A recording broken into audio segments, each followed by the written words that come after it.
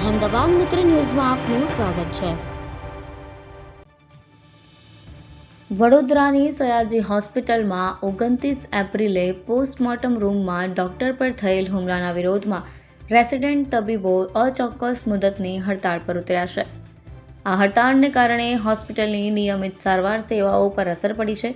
મધ્યસ્થી કરવા કલેક્ટર અને જોઈન્ટ એસપી દોડી આવ્યા, જ્યારે ઇમરજન્સી સેવાઓ અને ઓપીડી દર્દીઓ માટે ચાલુ રાખવામાં આવી છે। ગતરોજની ઘટના બાદ પીએમ કામગીરી બંધ થતાં મૃતદેહોને ગોત્રી હોસ્પિટલ ખસેડવામાં આવ્યા। 7 મૃતદેહોને પોસ્ટમોર્ટમ માટે ગોત્રી હોસ્પિટલ મોકલવામાં આવ્યા હતા। રેસિડેન્ટ તબીબોની ગેરહાજરીના કારણે દર્દીઓની સારવાર વ્યવસ્થામાં મુશ્કેલીઓ પડી રહી છે। આ સમયે હોસ્પિટલના પ્રોફેસરો અને ટ્યુટર્સે સારવારની કામગીરી સંભાળી લીધી છે। રેસિડેન્ટ તબીબોએ સુરક્ષાની માંગણી કરતા હોસ્પિટલ કેમ્પસમાં સીસીટીવી કેમેરા અને કાયમી સિક્યુરિટી વ્યવસ્થા ગોઠવવાની માંગ કરી છે।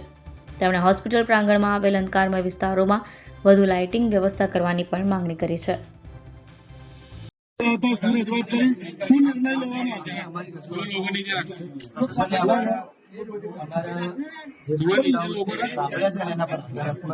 આશ્વાસન આપ્યું છે, પણ અમારી મહત્વની માંગણી એ છે કે કાયમી સિક્યોરિટી સ્થળ પર હોય અને જે કામ કોની જોડે થયેલું હોય જફાજફી કોની જોડે થયેલું એ એસએમ ડિપાર્ટમેન્ટના રેસ્ટોરન્ટ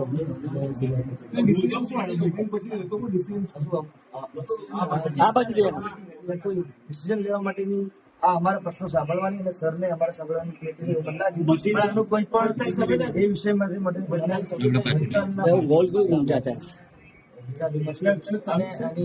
આજ તમારા પરિવારનું ડેડ બોડી વખતે તમે શું અમે એક ડોક્ટર તરીકે એક સામાન્ય હું આની જળમાં જાણવાનો પ્રયત્ન કરે, સાચું હોય તો શું ખોટું હોય, જો કોઈ વ્યક્તિને સ્વીકારવું ને પણ સરકારી કેમ્પસમાં સંવિધાનમાં ભારતમાં કોઈ પણ વ્યક્તિ પર હિંસા જો આરોપીને પણ આપણું સંવિધાન પ્રોટેક્શન આપતી હોય તો સરકારી કેમ્પસમાં કામ કરતા ડોક્ટરને સુરક્ષા કેમ ન મળે, ફિમેલ રેસિડેન્ટને સુરક્ષા કેમ ન મળે? કોઈ પણ સરકારી પ્રાંગણમાં કે નોન સરકારી પ્રાંગણમાં હિંસા એ ક્યારેય વ્યાજબી નથી, હિંસા એ ક્યારેય જસ્તી નથી। એટલે જે બોડી ડિકમ્પોઝ થઈ એ ચર્ચા થઈ છે મીટિંગમાં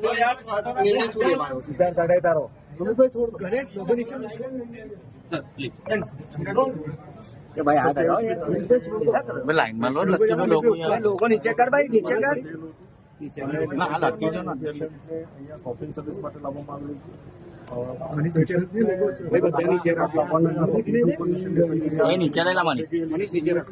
આર્ટિસ્ટની અંદર જયારે પેશન્ટ કોફિન સર્વિસની અંદર બીજા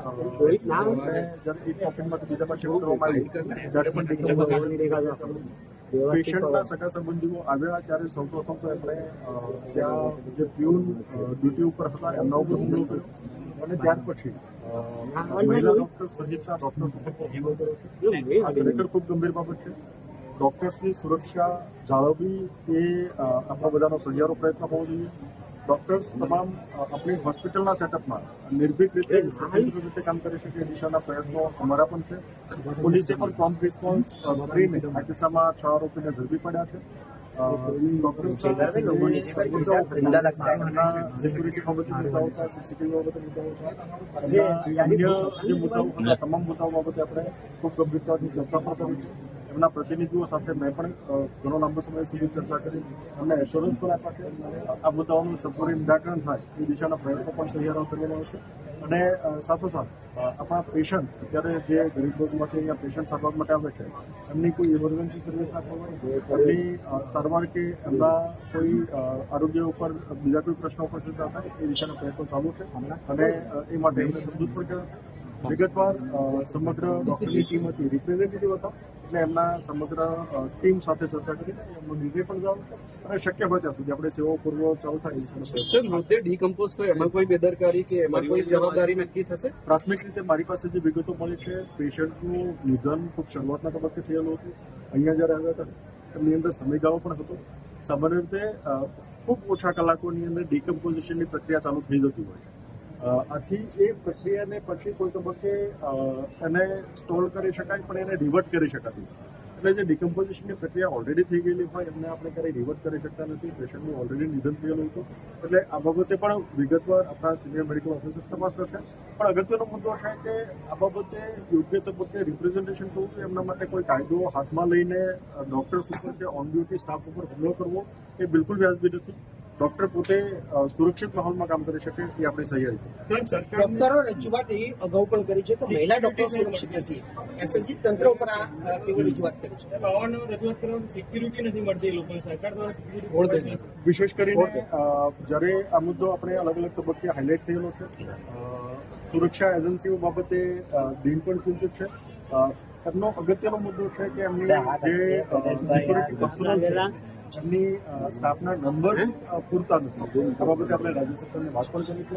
એના બાબતે એમનું ત્વરિત નિરાકરણ થાય, વધારાનું સિક્યુરિટી ડિપ્લોયમેન્ટ થાય એ દિશાના પ્રયત્નો આપણે છે. હડતાળ ક્યારે સંકળાય છે?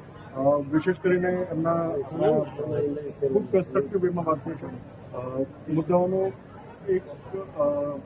એક સમયે નિરાકરણ નહીં પણ લાંબા ગાળાનું નિરાકરણ થાય એ દિશાના અમારા પ્રયત્નો ચાલે છે. સરકારે પણ રાજ્ય સરકારે પણ આ બાબતે ચિંતિત છે અને રાજ્ય સરકારે ગઈકાલે રાત્રે પણ મિટિંગ કરેલી હતી. અત્યારે પણ રાજ્ય સરકારની કક્ષાએ મિટિંગ ચાલુ છે, આરોગ્ય વિભાગની કક્ષાએ મિટિંગ ચાલુ છે અને આ મુદ્દાઓનું કાયમી નિરાકરણ આવે એ દિશાના પ્રયત્નો. સમગ્ર મામલાની તપાસ કરવા કોઈ કમિટી વિશેષ કરીને રાજ્ય સરકાર આ બાબતે નિર્ણય કરશે. પણ શક્ય હોય ત્યાં સુધી આપણે સુરક્ષા વ્યવસ્થા માટે આરોગ્ય સ્ટાફ અને આરોગ્ય ટીમ નિર્ભીક રીતે કામ કરી શકે, સ્વતંત્ર રીતે કામ કરી શકે એ માટેના સમગ્ર પ્રયત્નો અમારા પાસે એનું ડિકમ્પોઝિશન ધીમું પડે, અટકે તો નહીં જ. મોર્ચરી કેબિનેટ્સ 2 થી 8 ડિગ્રીના વચ્ચેના ટેમ્પરેચરની અંદર બી it slows down the process of decomposition. Nothing can halt the process of decomposition. The science says it so. એટલે કેમ 2 દિવસમાં 27 અને 29 દરમિયાન બોડી ડીકમ્પોઝ થઈ ગઈ? મારે ત્યાં જે અમારું કેબિનેટ હતું એની અંદર ટેમ્પરેચર મેન્ટેન નહોતું થતું, એટલે એમને એક કેબિનેટમાંથી બીજી કેબિનેટમાં શિફ્ટ કર્યા. એ તો એક સુધારા માટેનું જ પગલું હતું. એટલે આ બધી બાબતો છે. ત્યાંના કેબિનેટને મેન્ટેન કરવા માટે મેં 2 એસી ટેકનિશિયનને શિફ્ટમાં મૂકેલા છે. એ મેડિકલ કોલેજનો મહેકમ છે અને એ લોકોએ તો ફરજ એમની બજાવી છે. સર, સયાજી હોસ્પિટલના આટલા મોટા પરિસરમાં એક શિફ્ટમાં જે સિક્યુરિટી ગાર્ડની સંખ્યા છે તે ઘણી ઓછી છે, જેને લઈને આવા બનાવો ઘણીવાર બનતા હોય છે. નાના મોટા ઘટના તો લગભગ રોજ બનતા હોય છે. એવું નથી લાગતું સિક્યુરિટી ગાર્ડની જે સંખ્યા છે તે વધારવી જોઈએ? તમારી વાત સાથે હું 100% સહમત છું અને આ બધા પ્રશ્નોની રજૂઆત સાથે અમે સરકારશ્રીમાં દરખાસ્ત કરેલ છે, જે ખૂબ જ વિચારણા હેઠળ છે અને કદાચ બહુ જલ્દી એનો નિકાલ પણ આવશે. આ ઘટના પછી લોકો પર તમે હવે કેવો વિશ્વાસ મેળવશો? સરકારી ડોક્ટર પોતાની જગ્યાએ ફરજ બજાવતો હોય, દર્દીનું ટોળું આવી રીતે અચાનક ગાળાગાળી કરીને હુમલો કરવાનો હોય અને મારો ફરજ પરનો ડોક્ટર જો ભયભીત રહેવાનો હોય તો એ કેટલા અંશે સારી રીતે કામ કરી શકે, નિષ્પક્ષ રીતે કામ કરી શકે. અને એટલા માટે જ અમે અમારા તબીબોની સાથે છીએ અને એટલા માટે જ અમે એવી અપીલ કરીએ છીએ જનતાને કે દરેક વખતે ડોક્ટરને દોષિત ના ઠેરવો. આ એક ટેકનિકલ ગ્લિચના લીધે થયેલી ઘટના હતી. કોણ જવાબદાર કરીને જે રીતે રેસિડેન્ટ તબીબ, સર્વન્ટ અને છેલ્લે મારા એસોસિએટ પ્રોફેસર ઉપર આ પ્રકારનો હુમલો થયો એ ખૂબ જ નિંદનીય છે. અહેમદાબાદ મિત્ર ન્યૂઝની યુટ્યુબ ચેનલને સબસ્ક્રાઇબ કરો અને બેલ આઇકોન જરૂરથી દબાવો, જેથી દરેક મહત્ત્વના વિડીયોની નોટિફિકેશન તમને મળતી રહે.